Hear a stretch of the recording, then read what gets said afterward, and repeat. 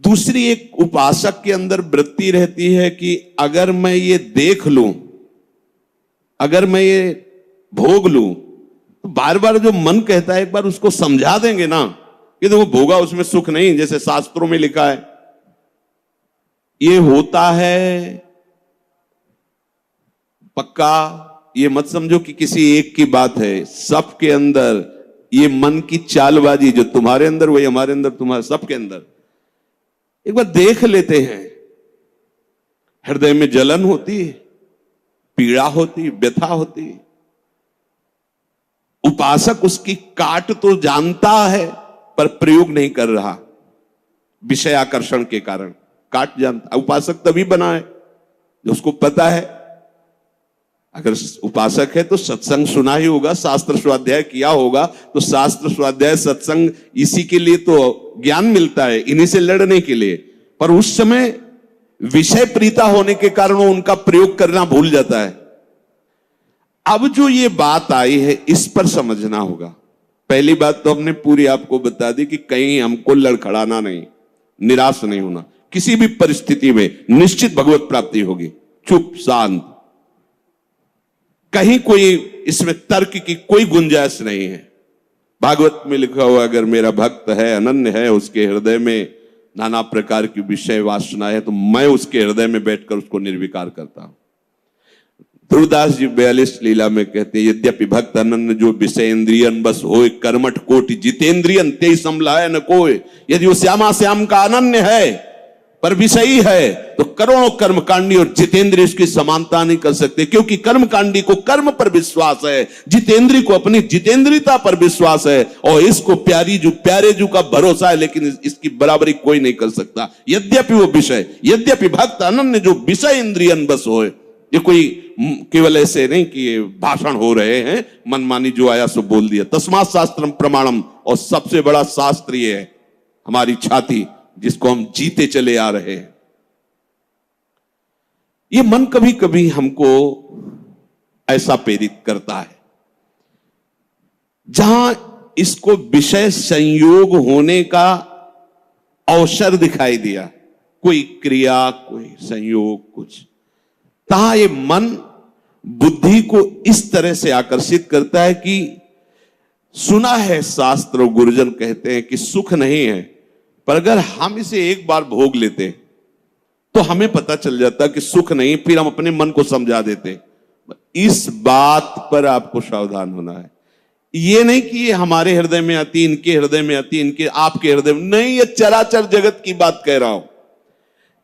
जो मन को पढ़ा जाता है ना, जैसे संत जन दूसरे की बात 1 मिनट, ये सिद्धि की बात नहीं होती, वो अपने मन को पढ़ते हैं और वही बात कहते, तो वही सबके मन में लगा, हाँ अरे यार ये तो हमारे मन की बात बोल दिया, ऐसे ही चल रहा था। ऐसा वो नहीं है कि तुम्हारे मन की बात कह रहे, नहीं, उन्होंने अपने मन को पढ़ा है, अपने मन को देखा है। आप बहिर्मुख हो इसलिए समझ नहीं पा रहे, वो उसी को पढ़ते रहते, एक एक हरकत उसकी देखिए। तो जब वो बात कह रहे हो, जब आपको मन में वही चल रहा है, तो आपको लगता है ये तो हमारे मन की, आज जो सत्संग हुआ केवल मेरे लिए हुआ, ऐसा उनका मन, उन्होंने अपने मन को देखा है। तो ये मन ऐसी प्रेरणा करता है। जब हमारा मन किसी भी भोग के लिए ऐसी प्रेरणा करे कि यदि हमें ये भोग मिल जाता तो हम अनुभव कर लेते और मन शांत कर लेंगे। ऐसा होता है कि बहुत दिन से यार लगा है मन में कि समोसा चटनी लाओ यार, एक बार खा के देखते हैं। ये चीज देख लेते, चलाओ टीवी चलाओ, मोबाइल में सर्च करो, ये छू लेते हैं, ये भोग लेते हैं। यही हमारे फंसाने की चाल है। अच्छे से देखना, हम गिरते कहां हैं? जहां हम मन को सपोर्ट करते हैं। मन हमें कैसे दस्तखत करने के लिए राजी करता है? कुछ नहीं बिगड़ेगा, बस देखना है क्या होता है। सूंघने से, खाने से, देखने से, छूने से, शब्द स्पर्श रूप रस गंध, इन 5 भोगों को ही भोगने के लिए हमें विवश करता है। मन ऐसा प्रेरित करता है, ऐसा बोले अब शांत हो गया, भजन करते हैं। कई मिनट माला चलेगा, लेकिन अगला प्रोग्राम वो तय कर चुका है। सामने आपके जहां पेश किया, कांप जाओगे आपकी, ये क्या हो रहा है, हमने तो सोचा था केवल एक बार देख लेंगे, अब क्या हो रहा है। वो ऐसे दलदल में फंसा देता है कि अगर हरि का आश्रय नहीं है तो कभी नहीं निकल सकता, कभी नहीं निकल सकता। न जातु कामः कामना मुपभोगेन शाम्यति हविषा कृष्ण वर्तमेव भूय एवाभिवर्धते। ये विषयों की लालसा भोगने से कभी भी शांत नहीं होती। ब्रह्म ऋषि महापुरुष इनके अनुभव की बात है। न जातु कामः कामना मुपभोगेन शाम्यति। समझ लो, मन को ठीक करने के लिए महापुरुषों के वचन ही शस्त्र हैं, वचन ही प्रमाण हैं। जब हमारा मन ये लालसा पैदा करता है तभी हम उसमें तदात्म हो जाते हैं, क्योंकि हम सुख के लोभी हैं। वो हमें सुख दिखाता है, बस ऐसे, बस उसी समय विषयों की लालसा हमारे सामने प्रकट की गई, मन ने प्रस्तुत किया। ऐसा समझ लो कि जीव एक राजा है और बुद्धि उसकी रानी है और मन उसका मंत्री है। और इस मंत्री ने चतुरता पूर्वक पूरे राजमहल को अपने अंडर में कर रखा है। जैसा ये चाहता है वैसा दस्तखत दोनों से करवा लेता है। मन, हमारी बुद्धि एक एक वृत्तियों पर अधिकार कर चुका है। अगर बुद्धि निश्चय करती कि गलत है, बिल्कुल नहीं सुनता और दस्तखत करवा ही लेता है, समझना। और राजा इतना अधीन हो चुका है बुद्धि और मन के कि वो कुछ निर्णय करता ही नहीं है।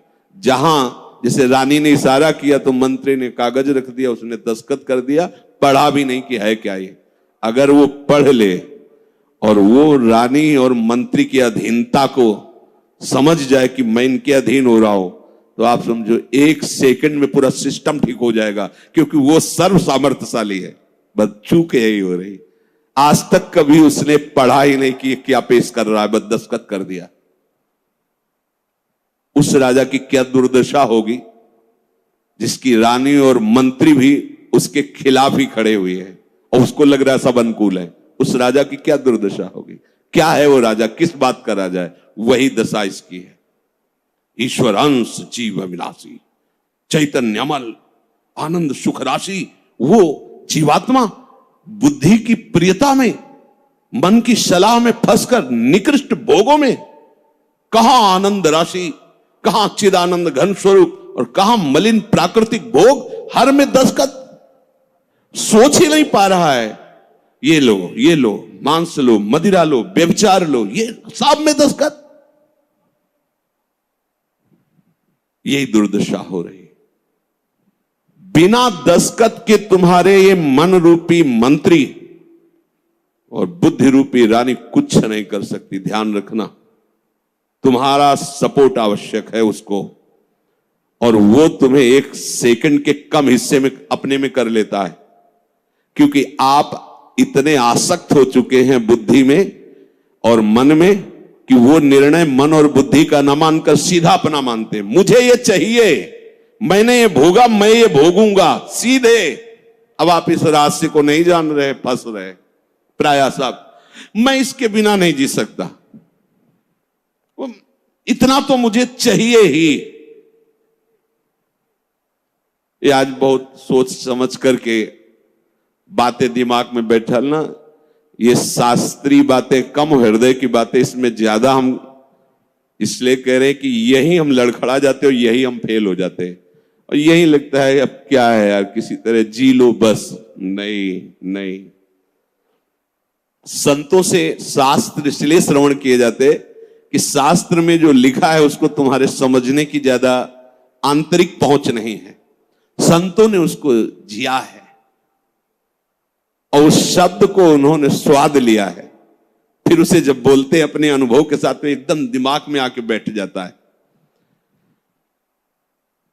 एक बार भी जिस इस देश में उतर गया भोगने के लिए, सिर्फ एकमात्र हरि के चरणार बिंद है कि वापस ला सकते, दूसरे के सामर्थ्य नहीं। ये ऐसा दलदल है कि वो धंसता ही चला जाएगा, डूब जाएगा, नहीं निकल सकता। और नहीं निकल पाए आज तक, पूरे अनादि जन्म व्यतीत हो गए। आज हरि कृपा से, गुरु कृपा से साधु संग प्राप्त हुआ है, तो हमें ऐसे दलदल से निकाल कर ऐसे स्वच्छ और सुरक्षित स्थान पर उन्होंने खड़ा कर दिया। तो आप सब ध्यान दीजिए, ये मन आपको कैसे फंसाता है। ये आपके सामने आपकी कमजोरी पा गया है। क्या? जीव सुख समुद्र का अंश है, वो केवल सुख चाहता है। ये कमी पा चुका है कि इसको सुख चाहिए, और सलाह और दिशा दोनों गलत हो गई। सलाहकार मन प्रकृति से मिला हुआ है और दिशा विषय भोगों की तरफ चली गई। अब ये जिस विषय को कह देता है ये स्वीकार कर लेता है। अब इस बात को आपको काटना होगा। वो आपके सामने लालसा पेश करेगा सुख भोग की। अज्ञानी कभी इससे नहीं निकल सकता, ध्यान रखना। और भक्त कभी अज्ञानी नहीं होता। बड़े बड़े भक्तों को देख लीजिए, भक्तराज श्री हनुमान जी महाराज, ज्ञानी नाम अग्रगण्यम बुद्धिमताम वरिष्ठम। भक्तराज गरुड़ जी, जिन पर भगवान स्वयं आसन लगाते बैठते हैं, गरुड़ महाज्ञानी गुण राशि। हाँ, भक्त को कोई कहे कि ये तो अज्ञानी, भक्त परम ज्ञानी होता है। दोनों पक्षों का ज्ञान होता है, प्रेम का भी और आत्मस्वरूप के बोध का भी। ज्ञानी एक पक्ष केवल आत्मस्वरूप का बोध और मुक्त हो गया, और भक्त मुक्त होते हुए भी मुक्ति को न स्वीकार करके आगे बढ़कर भगवत प्रेम राज्य में प्रवेश पाता है। न जातु कामः कामानामुपभोगेन साम्यति। ये बात बैठा लिए भाई। ये जो मन आपको पेश कर रहा है कि ये क्रिया हो जाती, ये भोग मिल जाता तो मुझे शांति मिल जाती और फिर मैं आराम से बैठ के भजन करता, सावधान रहना। ये दुश्मन आपको प्रलोभन में फंसा कर ऐसे दलदल में ले जा रहा है जहां केवल हरि बचा सकते, दूसरा नहीं। केवल हरि, केवल हरि, दूसरा नहीं। विश्वास करना, दूसरा कोई नहीं बचा सकता इस दलदल से, क्योंकि आप बचना ही नहीं चाहेंगे।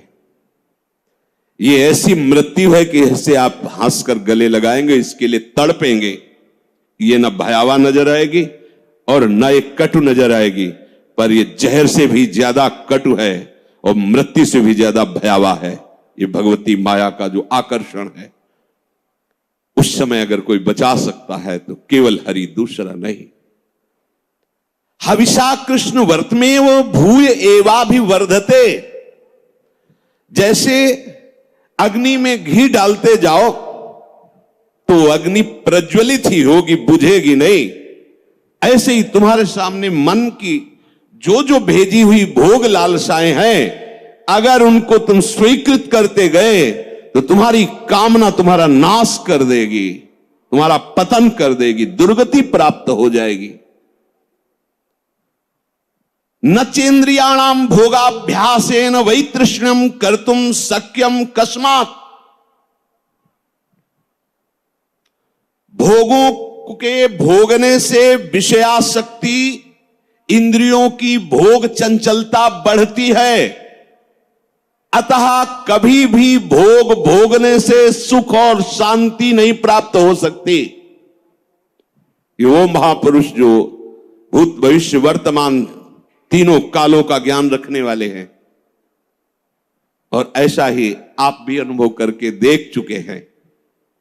जो गृहस्थ में है या जो विरक्त है, तो अभी विरक्त हुए हो 10-5 वर्ष से, अनादिकाल से भटक रहे हो, तो विषयों में ही तो भटक रहे हो। केवल अभी ये लगता है आपको, ये नया स्वप्न है तो लगता है कि हमारा जन्म पता नहीं हुआ कि नहीं हुआ, हमने तो जीवन में कभी भोगा नहीं। अरे बहुत पुराने हो, पुराण पुरुष पुरुषोत्तम के अंश हो, तो तुम भी पुराण सनातन हो।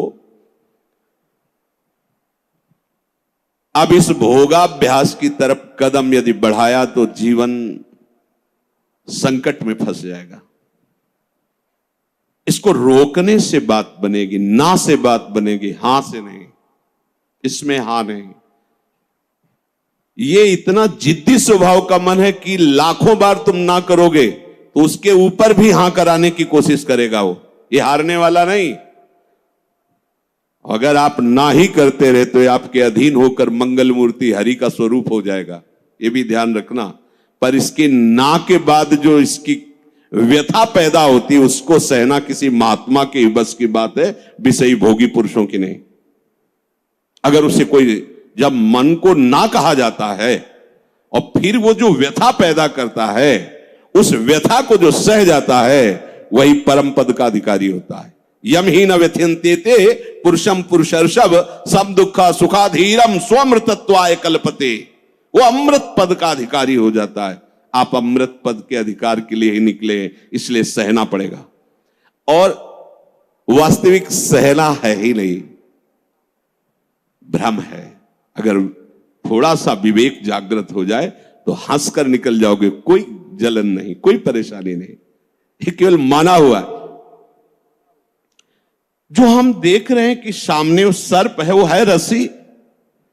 हम बड़े बड़े मंत्रवेत्ता बुला रहे हैं, बड़े बड़े अनुष्ठान कर रहे हैं, उससे क्या होगा? वहां कोई फर्क पड़ने वाला है? कदम नहीं बढ़ रहा, डर रहे हैं, पर है क्या रस्सी। एक का जब पता चला तब एकदम भय खत्म हो गया। कुछ नहीं, मेरा गोविंद ही सब रूपों में लीला कर रहा है। जहां असलियत पता चला तो कोई क्लेश नहीं, कोई हंसी आएगी, अपने ऊपर हंसी आई। का फंसा था, जैसे ठूंठ को भूत मानकर भयभीत हो रहे, पर जब नजदीक गए तो हंसी आएगी। इसको भयभीत, ये तो लकड़ी का ठूंठ है। इसको न चेन्द्रियाणाम भोगाभ्यासेन वै तृष्णम कर्तुम शक्यम कस्मात्। कोई ऐसा नहीं कि भोग भोगते हुए अपनी इंद्रियों को, मन को शांत कर सके। त्यागात शांति। और हमारा मन हमको क्या सलाह देता है? भोगा शांति। भोग लो तो शांत हो जाओगे। अब थोड़ी देर के बाद फिर चैन से भजन। मूर्खता नहीं, तस्मात् शास्त्रम प्रमाणम। पर ये जो मन व्यथा पैदा करता है, ध्यान रखना, सह वही सकता है जिसका नाम चल रहा होगा। राधा राधा राधा। हम कई बार उपासक जो नजदीक होते हैं, किसी भी अचानक पूछते हैं कहां हो, बोलो बोलो कहां हो जी, कहां हो, क्या चल रहा है? मंत्र चल रहा है, नाम चल रहा है, वाणी जी चल जी। नहीं तो क्या चल क्या रहा है? कहां हो? अब चलने लगा, ऐसे अब चल। हर समय ऐसे ही आपको टोकना है, देखना है। जिस समय आप नाम से रहित होंगे उस समय दी हुई मन की व्यथा को तुम नहीं सह सकते। और नाम चल रहा है तो बीच में आ गया, उस व्यथा और आपके बीच में नाम चल रहा है पूरा कर। जैसे बुलेट प्रूफ नहीं होता, गोली मारी तो छाती में लगते नजर आई पर वो अंदर प्रवेश नहीं कर पाए। वो जैकेट पहने बुलेट प्रूफ, ये बुलेट प्रूफ है। कोई भी विषय आक्रमण जब नाम चल रहा है तो आपको परास्त नहीं कर पाएगा। देख लेना, आप उसी समय हार रहे होंगे जिस समय नाम नहीं होगा। पकड़ लेना। और अगर राधा राधा राधा राधा, सब ठीक हो। विषय भोगने की लालसा मन तुम्हें देगा, तुम अस्वीकार करो। क्योंकि भोगने से जैसे अग्नि में घी डालने से अग्नि और प्रज्वलित होती है, ऐसे इंद्रियां और बलवान होकर भोगों की तरफ तुम्हें घसीटेंगी। तुम्हें शांति प्राप्त नहीं हो सकती। कस्मात, किसको हुई है आज तक? यतो भोगाभ्यास मनु विवर्धन्ते रागाः कौशलम चेन्द्रियाणाम। जो भोग भोगने में सुख के अनुभव के भ्रम में फंस गया, उसकी इंद्रियां उसे कला कौशल पूर्वक भोग में और फंसाती है। ऐसे से करो, ऐसे करो, इसको उसको, ऐसा वैसा, नष्ट कर देती है। माला लिए बैठा है और सोच कितना गंदा, ध्यान में बैठा है, चल कहां रहा है, पूजा कर रहा है, कर क्या रहा है अंदर से? क्या हुआ? ऐसा क्यों हुआ? क्योंकि भोगाभ्यास, इंद्रियां बलवान होकर के अपने अधीन कर लिए उसको। यद्यपि मृषा, बात झूठी है, कैसे अधीन हो सकता है? पर छूटत कठिनाई, बहुत विवेक की आवश्यकता है। अब और सुख प्राप्ति की इच्छा बढ़ती चली जा रही, तो व्यभिचार शुरू हो गया, पापाचार शुरू हो गया, भूल गया मर्यादा, पशुता आ गई, राक्षसी प्रवृत्ति आ गई, और सोच रहा था कि शांति मिल जाएगी ऐसा करने, और ऐसा शांत फिर हो जाता है कि उसे एक ही बात समझ में आती कि अब शरीर ही छोड़ दें तो अच्छा है। ऐसी स्थिति आ जाती है, घृणा हो जाती है उसको अपने जीवन से, जीना उसके लिए नर्क लगने लगता है कि ऐसा जीवन, क्या जीवन। पर अब विवेक काम नहीं करता, क्योंकि इंद्रियों ने अधीन कर लिया है। बिखर पर्यो मन समटत नाही, इंद्र ने लीनो जीत, इंद्रियों ने जीत लिया। तस्माद अनुपाय सुखस्य भोगाभ्यास, बस वो इसी सुख का चिंतन करता रहता है, भोगाभ्यास। कैसे? पूरा जीवन इसी में, भोग सामग्री एकत्रित करना, उसको भोगना, अधिक से अधिक भोग सामग्री एकत्रित करना, उसको भोगना, बस इतना ही जीवन। देख लो जो सत्संग विहीन है, भगवत विमुख, देख लो इतना ही जीवन है। भोगाभ्यास, भोग सामग्री संग्रह, बस उसको भोगना, यही जीवन। ये तो पशु भी कर रहे हैं, खान पान निद्रा भय हार मैथुन। बोले जो, बहुत ध्यान से सुना, अभी शांत बैठा था और मन ने भोग लालसा उसके सामने रखी, वो तदात्म हो गया और भोग करके अब सुख शांति प्राप्त करने की इच्छा में सम्मिलित हो गया। बोले उसकी ऐसी दुर्दशा हो गई, सा खलवयम वृश्चिक विषभीत इवासी विशेषण दष्टो या सुखार्थी विषयानुवासितो महति दुख पंके निमग्नो इति। बिच्छू के डंक के जहर से बचने के लिए उसने अपने हाथ को सुरक्षित समझा सांप के बिल में डालना। अब उसकी क्या दुर्दशा होगी? भाव इसका, थोड़ी सी जलन दे रहा था जब हम कह रहे थे ना, हम उस बिच्छू के डंक जैसी बात को नहीं सह पाए, और जब विषय भोगा तो कैसा, जैसे सांप के बिल में उसके मुंह में हाथ लगा देना। अब वो जो सांप काटा, अब बहुत 45 मिनट जियोगे, अगर इंजेक्शन सही नहीं मिला मरी जाओगे, क्योंकि वो कोबरा का जहर पूरे शरीर में फैल जाएगा। और ये एक कोबरा नहीं, हमारे अनंत कोबरा डसते रहते दुर्वासना के।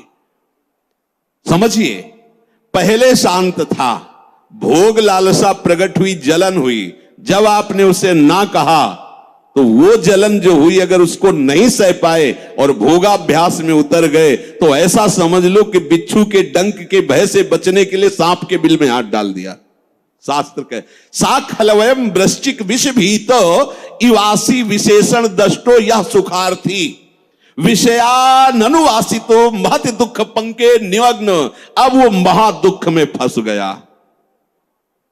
इसलिए मन के द्वारा जो दी हुई भोग लालसा है, आपके बिना ये कुछ कर नहीं सकता।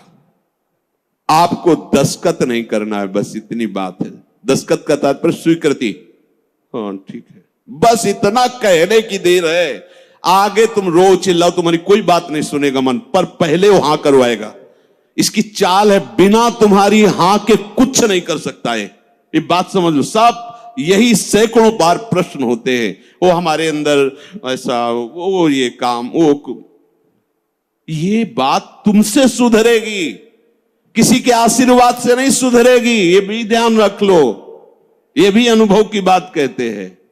कहीं भाग के किसी के भी पास चले जाओ, किसी का ऐसा नहीं होगा कि हाथ रख दे तुम निष्काम हो गए। वो तुम्हारी स्वीकृति है, वो सत्संग के द्वारा स्वीकृति। आप बदलिए, आप नहीं बदलेंगे तो किसी की सामर्थ्य नहीं कि आपका हृदय निष्काम कर सके। ध्यान रखना, वो आपकी स्वीकृति होगी। हां, संत महात्माओं के वचनों के बल पर हम ये स्वीकृति बदलते। जैसे आप सुन रहे हैं, अब इसका आप अभ्यास कीजिए। पर अंतर्मुख साधक इस बात को समझ पाएगा कि मन ने कब भोग लालसा पैदा कर दी और आपने कब उसकी स्वीकृति कर ली। ये दोनों बातें। वो इतना चतुर है मन कि आपको 1 सेकंड के कम हिस्से में स्वीकृति लेके क्रिया में उतार देगा। क्रिया का मतलब बाहरी नहीं, अंदर पूरा मनोराज्य शुरू कर देगा और आप फंसे हुए उसी में डोलते रहेंगे। चतुर उपासक हो, चतुर कौन? रामे भजे थे चतुर नर, राधा राधा राधा राधा, क्योंकि जब आप मनोराज्य में विचरण करने लगेंगे तो नाम छूट जाएगा। नाम छूटा मतलब हानि हो गई। पकड़ो, तुरंत पकड़ो, यही हमारा साथी, यही हमारा मित्र, यही हमारा बल है नाम, जो हमें इस मन की दुर्वासना द्वारा घसीटने पर भी नहीं घसीट पाएगा। श्री हरिवंश नाम बल रहो, अपने बिल्कुल अच्छे से समझ लीजिए, दूसरा कोई साथी नहीं।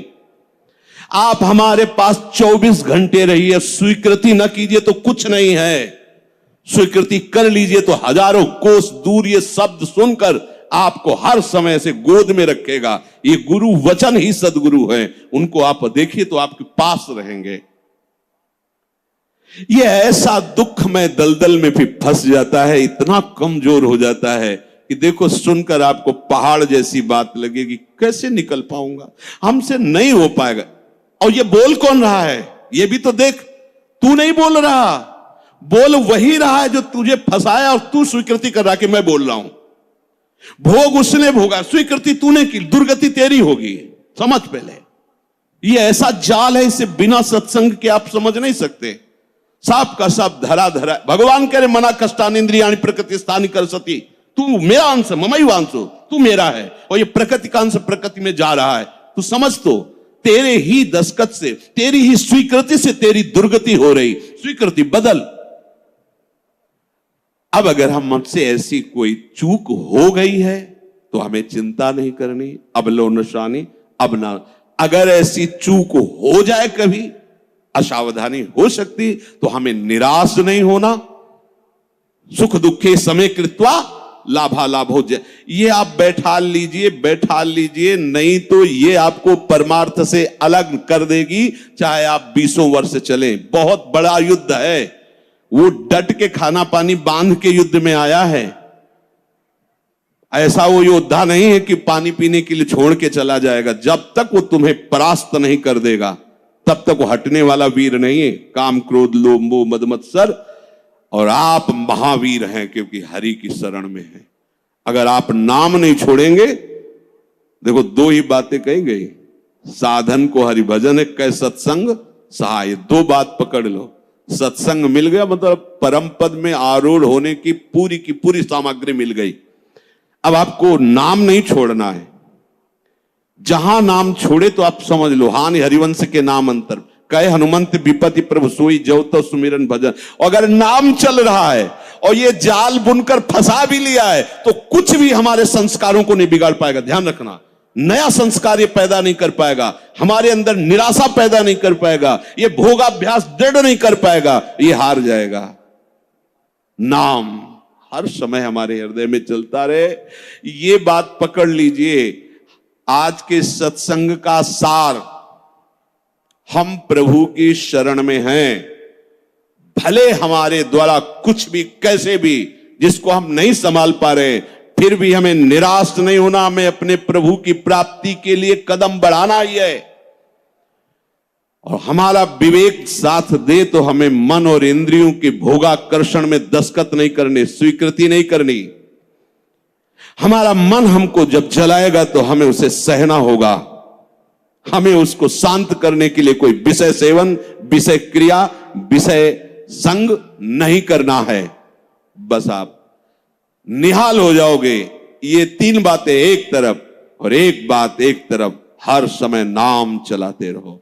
अगर ये विवेक धारण करोगे, नाम चलाते रहे, तो आप इसी जन्म में देख लेंगे कि आप दूसरों को तारने वाले बन गए। सतरति सतरति सा लोकान तारयति, यल्लब्ध्वा पुमान सिद्धो भवति, अमृतो भवति, तृप्तो भवति।